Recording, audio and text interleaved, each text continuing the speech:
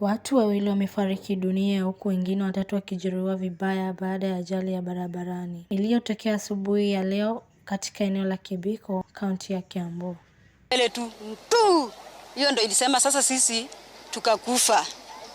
Hakika kweli sisi wenye tulikuwa nyuma, mimi niligongwa kichwa na mguu, lakini nashukuru Mungu. Kwa mujibu wa polisi wa trafiki, ajali ilihusisha gari binafsi na pikipiki ambapo gari lilipoteza mwelekeo na kuwagonga waendeshaji pikipiki hao. Majeruhi walikimbizwa katika hospitali ya karibu kwa matibabu. Kamanda wa polisi katika eneo hilo amewataka madereva kuzingatia sheria za usalama barabarani ili kuepuka ajali kama hizo.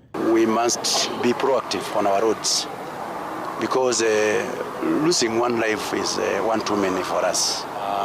And we wanted our people to celebrate the festive season well, in one piece and return in one piece.